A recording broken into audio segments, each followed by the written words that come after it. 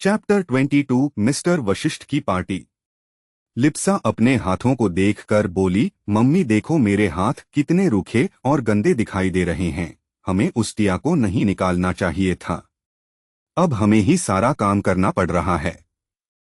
Dad को तो नहीं पता कि उनकी गैरमौजूदगी में हम कुछ नहीं करते थे। सारा काम उनकी नाजायज बेटी करती थी। हम तो बस आराम करते थे। बस जब वो आते थे तो ये दिखाते थे कि सारा काम हम ही करते हैं और वो महारानी बस आराम फरमाती रहती हैं। अब उसके जाने के बाद हमें ही नौकरों की तरह काम करना पड़ रहा है। डैड तो कभी कोई सर्वेंट नहीं रखेंगे क्योंकि उन्हें लगता है कि हम दोनों कोई काम तो करते नहीं, इसलिए घर अच्छे से संभाल लेते हैं। पर उन्हें क्या पता, हमने तो आराम के अलावा आज तक कोई काम ही नहीं किया है। कब तक बाहर का खाना ऑर्डर करते रहेंगे? ईद्या बोली, क्या तुम धीमी आवाज में नहीं बोल सकती? इतना तेज बोलने की क्या जरूरत है? क्या तुम भूल गई हो तुम्हारे डैड आजकल घर में ही रह रहे हैं? अगर उन्होंने सुन लिया तो गड़बड़ हो जाएगी। लिप्सा बोली, मम्मी आपने ही तो बताया था कि डैड को उस मनहूस लड़की से कोई मतलब नहीं था, ना ही उसकी माँ से। भले ही वो बहुत फेमस आर्टिस्ट थीं, पर थी तो एक कॉमन लड़की ही ना। ईद्या बोली, वो कोई कॉमन लड़की नहीं थी। तुमने आनंद खानदान का शायद नाम नहीं सुना होगा। आनंद खानदान बहुत ही रिस्पेक्टेबल और हाई सोसाइटी में आता है। उनके सामने तुम्हारे डैड कुछ नहीं थे, और उज्ज्वल, वह तो आनंद खानदान की राजकुमारी थी, समझी? तुम्हारे डैड ने अपने बॉस के कहने पर उसे अपने प्यार के जाल में फंसाया था, जो मुझे बाद में पता चला, वरना मैं तो तुम्हारे डैड को धोखेबाज ही समझ रही थी। ये जो घर है जिसमें हम रह रहे हैं, वो उज्ज्वल आनंद का घर है, समझी? ये घर उसकी बेटी के नाम पर है। सोचा था कि अपने नाम करवा लेंगे, पर वो तो भाग गई। लिप्सा ये सुनकर शॉक रह गई। वो तो उज्ज्वल आनंद को बस एक फेमस आर्टिस्ट और कॉमन लड़की समझ रही थी। उसे पता ही नहीं था कि वो कितनी बड़ी इज्जतदार और रिच फैमिली से थी। वो हकलाते हुए बोली, मम्मी दरअसल। ईद्या ने कहा, सच सच बताओ, तुमने कुछ उल्टा सीधा तो नहीं किया है ना? लिप्सा बोली, दरअसल मम्मी। और टिया को बेचने वाली बात बता दी।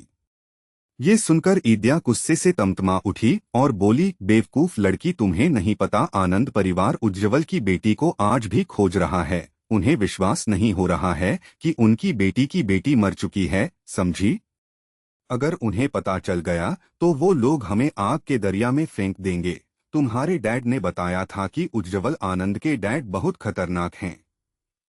वो अपनी नातिन को ऐसे हाल में देखकर हमें जिंदा नहीं छोड़ेंगे, और तुमने उसे 50 लाख में बेचा। तुम्हें पता है तुमने क्या किया है?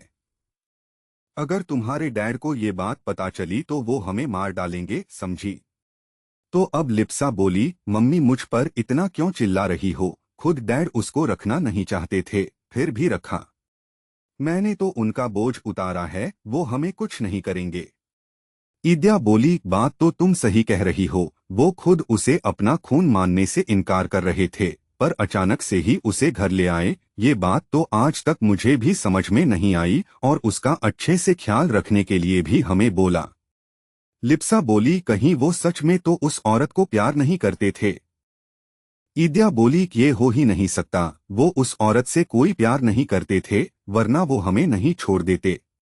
तुम्हें पता है उनके बॉस कोई और नहीं बल्कि आर्यन खानदान के दूसरे बेटे तारुष आर्यन हैं। ये सुनकर लिप्सा हैरान रह गई। ईद्या बोली, पर तारुष आर्यन को उसके पिता ने अपनी प्रॉपर्टी में हिस्सा देकर छोड़ दिया, और वो अपने बाकी दोनों बेटों और पोतों के साथ रहते हैं। ये भी सुना है कि तारुष आर्यन ने दूसरी शादी कर ली और उसके बच्चे भी हैं। लिप्सा बोली, मतलब द वेपन किंग के? बीच में ही ईद्या बोली, उसके दोनों बेटे उसकी पहली पत्नी के बेटे हैं, और वो अपने पिता के साथ नहीं रहते बल्कि अपने दादा और चाचाओं के साथ रहते हैं, और वो लोग अपने खुद के बिजनेस को संभालते हैं। तारुष आर्यन को तो उसके पिता ने पहले से खड़ा किया हुआ बिजनेस ऐसे दे दिया जैसे किसी भिखारी को भीख दे दी हो। उन्हें मिस्टर आर्यन से कोई मतलब नहीं है। उन्होंने तो ये तक कह दिया कि उनका और तारुष का कोई रिश्ता नहीं है। ये सुनकर लिप्सा हैरान थी, पर वो कुछ नहीं बोली। ईद्या उसे बताए जा रही थी। वही टिया की जब आंख खुली तो उसने खुद को कहीं और पाया। वो बेड में ही थी, पर बेडरूम को देखने के बाद उसे समझ आया कि वो अब आर्यन पैलेस में अपने बेडरूम में थी। वह आंखें मलती हुई उठी। उसने अभी भी बाथरोब पहन रखा था। अश्वत्थ नीचे लिविंग रूम में सबके साथ बैठा था। आदित्य उससे नाराज था। अश्वत्थ बोला, अब इतना भी क्या मुंह फुलाना, तुम्हारी भाभी ठीक है, वैसे भी उसकी गलती है। आदित्य चीखते हुए बोला, क्या कहा आपने? मेरी प्यारी सी भाभी की गलती है, आपकी भी गलती है। आपको क्या जरूरत थी उनकी पार्ट टाइम जॉब छुड़वाने की? अगर आप ऐसा नहीं करते तो वो बजाज अंकल के क्लब में बारटेंडर का काम करने की नहीं सोचती और ये इंसिडेंट नहीं होता। अगर दादाजी को मैंने बता दिया ना तो दादाजी अपनी छड़ी से मार मार कर आपको अधमरा कर देंगे। अश्वत्थ बोला, ठीक है मेरी गलती है, सॉरी, अब खुश?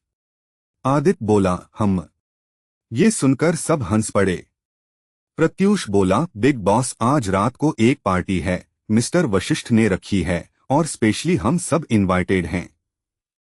आपको तो पता ही है, अगर आप नहीं जाएंगे तो मिस्टर वशिष्ठ आपसे नाराज हो जाएंगे। वशिष्ठ अंकल भी ना बच्चों की तरह नाराज हो जाते हैं, कहीं वो आपको किसी लड़की से तो नहीं मिलवाने वाले।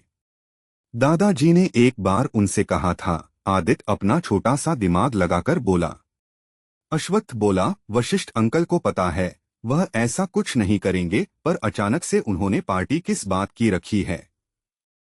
प्रत्यूष बोला, बिग बॉस मिस्टर वशिष्ठ ने पार्टी इसलिए रखी है कि उन्हें एक नया प्रोजेक्ट मिला है और वो कंप्लीट भी हो गया है। वो कभी कभार ही पार्टी रखते हैं, जरूर कोई बड़ी बात होगी। इसके अलावा शायद उन्हें अपने बिजनेस को हैंड ओवर करने की बात भी अनाउंस करनी हो। आदित्य बोला, भाई चलते हैं ना, भाभी को भी लेकर जाएंगे, आखिर शादी के बाद भाभी को पहली बार कहीं लेकर जा रहे हो, अच्छे से तैयार होना। अश्वत्थ बोला, वो शायद ही आएगी। टिया कपड़े चेंज करके अपनी आंखें मलते हुए नीचे आई। सबने उसे गुड आफ्टरनून विश किया। टिया ने भी उन्हें विश किया। आदित्य बोला, भाभी आज रात को हम सब एक पार्टी में जा रहे हैं, आप आएंगी?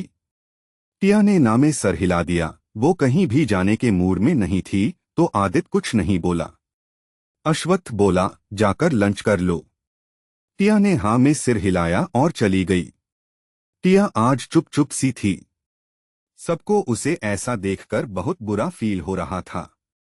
आदित्य बोला, आपको उन लड़कों को जिंदा छोड़ने की क्या जरूरत थी? मैं अगर आपकी जगह होता उनके पीसेस करके समंदर में फेंक देता। क्या हुआ अगर वो इस शहर के मेयर का बेटा है? हम उनसे ज्यादा पावरफुल हैं। अश्वत्थ चुप रहा। वो कुछ नहीं बोला। बस उसकी नजर अपने हाथ में पकड़े आईपैड पर थी। उसके दिमाग में कुछ चल रहा था। उसके फेस पर कोई एक्सप्रेशन ना देखकर किसी को और कुछ पूछने की हिम्मत ही नहीं हुई। सब चुप रह गए। शाम को टिया पढ़ाई कर रही थी और अश्वत्थ पार्टी में जाने के लिए रेडी हो रहा था। अश्वत्थ ने ब्लैक कलर का 3 पीस सूट पहन रखा था और उसके ऊपर एक ब्लैक कलर का लॉन्ग कोट पहन रखा था और उस कोट के दोनों साइड पर एक ज्वेलरी थी, मतलब दोनों साइड ब्रोच लगे हुए थे। वो किसी किंग से कम नहीं लग रहा था और उसने कानों में स्टड्स भी पहन रखे थे। वो किसी एंजेल से कम नहीं लग रहा था। टिया ने जब उसे देखा तो आंख और मुंह दोनों खुले के खुले रह गई। वो मन में सोचने लगी कि उसका हस्बैंड कितना हैंडसम है, उसने कभी ये सोचा नहीं था। वो बस उसे देखे जा रही थी। अश्वत्थ तब तक उसके पास आ चुका था। टिया बेड पर आलती पालती मारे बैठी थी और वहां पर 2-4 बुक्स रखी थीं और एक बुक उसने हाथ में पकड़ रखी थी। अश्वत्थ नीचे झुका और उसकी आंखों में देखने लगा। वह अपने फेस को टिया के फेस के एकदम क्लोज ले आया था। अश्वत्थ बोला, एक बार फिर बोल रहा हूं, क्या तुम सच में नहीं आना चाहती? टिया अचानक से होश में आई और हड़बड़ा गई, जिससे दोनों के सिर टकरा गए। दोनों अपना सिर मलने लगे। टिया बोली, नहीं सर, मुझे स्टडी भी करनी है। अश्वत्थ बोला, ठीक है, टाइम से सो जाना और आधी रात को पेंटिंग्स मत बनाते रहना। टिया ने हाँ में सिर हिलाया। अश्वत्थ ने उसके सिर को सहलाया और चला गया। बाहर सब उसका वेट कर रहे थे और सबके सब किसी राजकुमार से कम नहीं लग रहे थे। आदित्य ने 3 पीस सूट पहन रखा था और उसने भी अश्वत्थ की तरह एक काले रंग का लॉन कोट पहन रखा था। अश्वत्थ की तरह ही उसके कोट में भी ब्रोच लगे थे। उसने भी स्टड्स पहन रखे थे और ओरियन, जिसके सिल्वर कलर के बाल थे, उसने एक वाइट शर्ट और ब्लैक जीन्स पहन रखी थी और ऊपर ब्लैक लॉन्ग कोट और गले में काले रंग का चोकर पहन रखा था। वो कहर ढा रहा था। बाकी सबने भी उसी की तरह स्टाइल किया था। ओरमन और अभ्रम ने अश्वत्थ और आदित्य की तरह 3 पीस सूट पहन रखा था और उसके ऊपर ब्लैक कलर का लॉन कोट पहन रखा था। वो सब लोग किसी कोरियन के पॉप ग्रुप के मेंबर की तरह लग रहे थे, एकदम एलिगेंट, डिसिप्लिन्ड, आइडियल। फिर वो सब लोग चले गए। घर में सर्वेंट्स, गार्ड्स, दादाजी और टिया ही थे। डिनर का टाइम होने के बाद दादाजी और टिया ने डिनर किया, फिर दोनों अपने अपने कमरे में सोने चले गए। टिया ने आज पेंटिंग नहीं बनाई, वो सो गई। वशिष्ठ मेंशन में एक लग्जरियस पार्टी अरेंज की गई थी। पूरा वशिष्ठ मेंशन लाइट से जगमगा रहा था। सारे गेस्ट आ चुके थे। बिजनेसमैन से लेकर सभी वीआईपी पर्सन भी वहां पर मौजूद थे।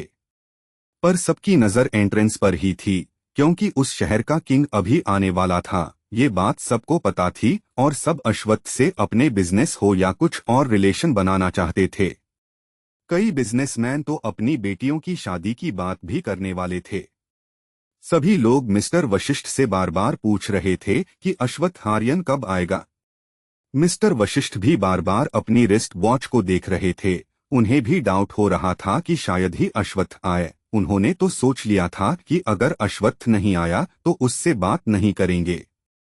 तभी उन्हें कई कार्स की रुकने की आवाज सुनाई दी। अंदर पार्टी हॉल में म्यूजिक चल रहा था, पर ये एक साथ 5 से 6 कारों की रुकने की आवाज थी, जिसे सब सुन पा रहे थे। सब समझ गए कि अश्वत्थ आ चुका है। कुछ ही देर में सबको अश्वत्थ की और उसकी फैमिली की ग्लैमरस एंट्री देखने को मिली। वो सब बहुत क्लासी लग रहे थे। सब उन्हें देखकर हैरान रह गए। वहां पे सभी गेस्ट्स को ऐसा लग रहा था कि जैसे दुनिया के सारे हैंडसम आदमी एक साथ रेड कारपेट पर चले आ रहे हों। मिस्टर वशिष्ठ जल्दी से उनका वेलकम करने गए। अश्वत्थ और सबने उनके पैर छूकर आशीर्वाद लिया। मिस्टर वशिष्ठ बहुत खुश थे। वो उन्हें आशीर्वाद देते हुए बोले, हमेशा खुश रहो और अपने दादाजी का नाम ऊंचा रखो। मुझे तो लग रहा था कि तुम लोग नहीं आओगे। मैंने तो सोच लिया था कि मैं तुम लोगों से बात नहीं करूंगा। आदित्य तपाक से बोला, क्या अंकल बच्चे हम हैं कि आप, लगता है आपकी उम्र हो गई है जो हमसे नाराज होने की बात कर रहे थे। हमें तो आपको मना करना भी नहीं आता। ये सुनकर मिस्टर वशिष्ठ हंस पड़े। अश्वत्थ शांत भाव से बोला, अंकल हम आपको मना कैसे कर सकते हैं। आप हमारे लिए क्या मायने रखते हैं, हम आपको बता नहीं सकते। मिस्टर वशिष्ठ बोले, तुमने शादी कर ली और अपनी बीवी को नहीं लाए, ये तो गलत बात है। मैं तो सोच रहा था कि मैं सबसे तुम्हारी बीवी को भी मिलवाऊंगा। आदित्य बोला, भाई को डर है कि कोई उनकी बीवी को चुरा ले जाएगा, इसलिए लेकर नहीं आए। और सब दांत दिखाने लगे। अश्वत्थ ने उन्हें घूर कर देखा। मिस्टर वशिष्ठ जोर से हंस पड़े। अश्वत्थ के कंधे को थपथपाते हुए बोले, कोई बात नहीं।